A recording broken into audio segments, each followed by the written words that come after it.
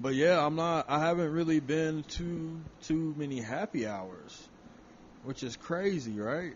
Yeah, I just don't. We're going to have to get you. So what's let's say, your after work cocktail hour. Where are you getting a drink after work? It's Bull and Bush right around the corner from me. Okay, Real Cherry big, Creek. Yeah, I'm a real big fan of Bull and Bush. Are you a beer guy? Yeah, I would say 9 times out of 10, if I'm just going to hang out, that's usually what I'm drinking, a beer or a whiskey. I like an old fashioned, a Manhattan. I like craft beers, but I couldn't tell you whether it was IPA or any of that shit. Like, I'm not one of those people. So you're not a beer snob. You just enjoy a nice, delicious beer. Right, hey, exactly. And Bull and Bush is a great option for that. So I like the call. I used to work over in that area, so we just stop in. They have good lunches as well. Yeah, they have a really good fish and chips. Okay, all right. That's what people want to know. Yeah, about. They have a really good fish and chips, and they have a steak with mashed potatoes and the chicken fried steak with mashed potatoes with a bomb ass green chili. That's really good too. Okay, all right. So it seems like you like to bip and bop around some neighborhoods. We're gonna mix up the questionnaires real quick. I'm gonna ask you a quick fuck, marry, kill with 3 different neighborhoods. I'm gonna give you Rhino, Downtown, and Cherry Creek. Fuck, marry, kill. I would probably marry Cherry Creek. Yeah, you don't have to work anymore. Fuck Rhino, kill Downtown. Okay, there we go. I just wasn't sure where the allegiance lies. See, we're not really a Cherry Creek crew.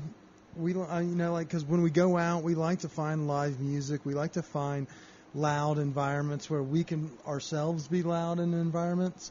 And I don't necessarily think we're a dress-up crowd either. I don't know how many pairs of slacks I own, and Cherry Creek seems a little more refined. So I may have gone reverse order there, but Cherry.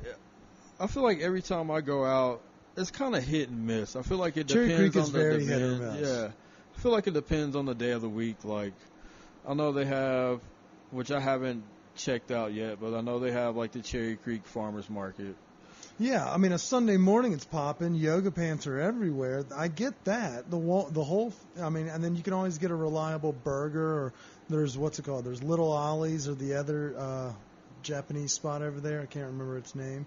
There's a lot of fine things going on, but as a vibe, as a neighborhood, it's just a little stuffy. Yeah, and I can see that. Like, where am I supposed to, you can't even smoke over, like everywhere's. I mean, and that's part of the reason why I like it so much, because I go there and I just like disconnect. I'm coming up.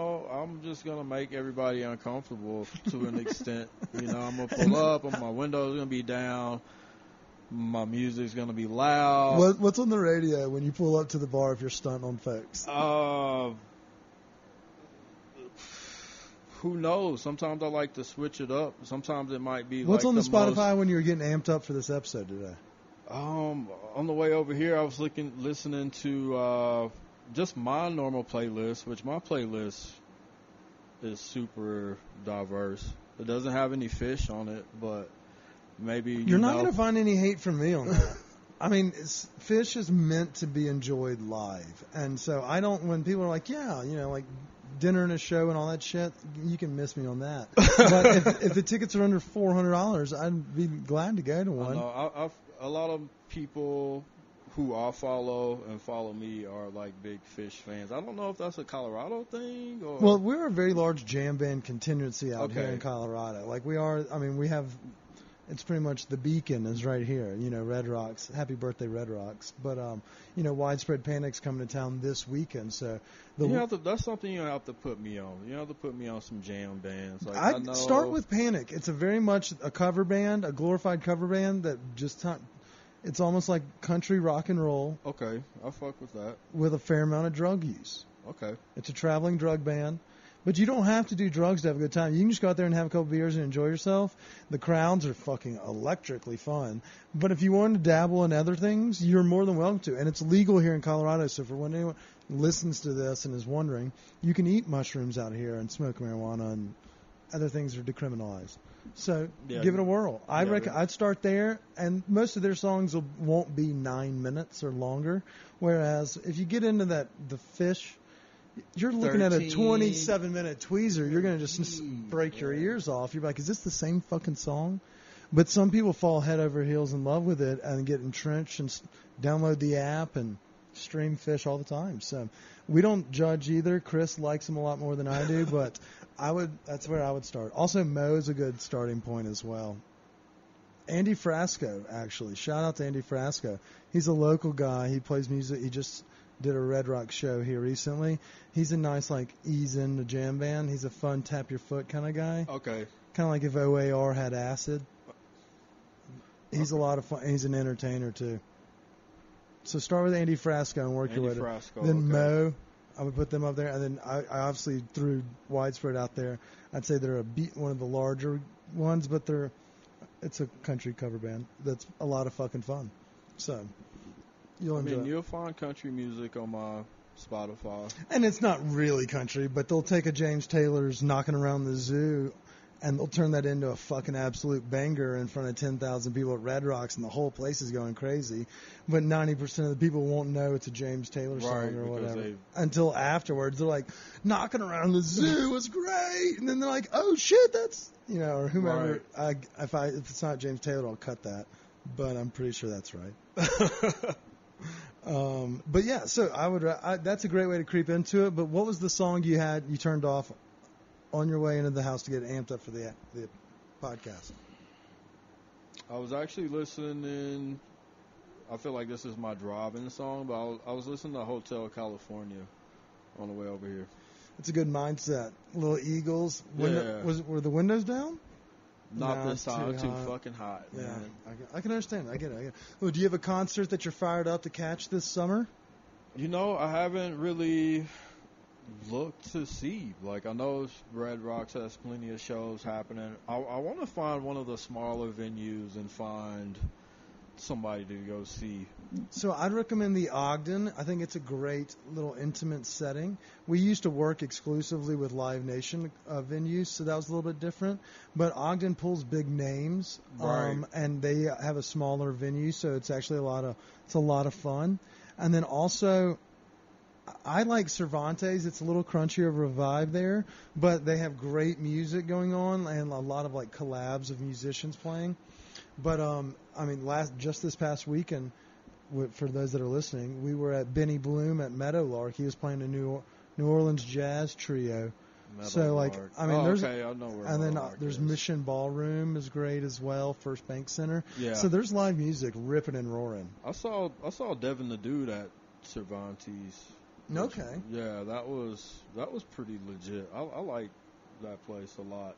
I like the intimate. It's a fucking fun. Yeah, I like the intimate settings, and even usually it's smaller acts, but it's people you're excited to see and probably wouldn't have the opportunity to see them that close. Yeah, it's not a place where you're going to most likely see the largest of names, but it's one of those ones, it's kind of like a cult following of a bar. Right, just like Tech Nine used to come to Grand Junction all the time. Oh, did they? Yeah. We actually did a promotional work with Tech Nine when they were here 2 years ago. Really? Yeah, for Live Nation. So shout out to those guys. That's dope. Yeah. But it's fun shit like that. But live music's ripping and roaring. I'd recommend giving my guys Black Spy Promo a look on.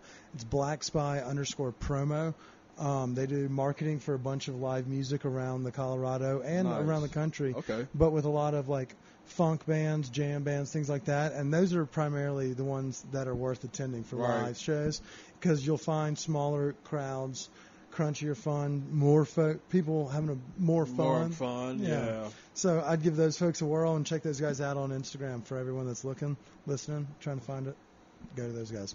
All right, so the next segment here, we have a couple more questions. This next one it's the luxury kind of questionnaire, and so that reminds me of our friends over at Nove is Luxury. Nove is Luxury is the new edible from the team at Incredibles. Nove has 6 flavors, single source chocolate, so there's 6 different varieties. I could reel them off. I've done it before, but I don't want to do it right now. But y'all have all heard me do it before. Single source chocolate, premium distillate, all going into each edible. There are 10 milligrams per piece, and there's 10 pieces per package.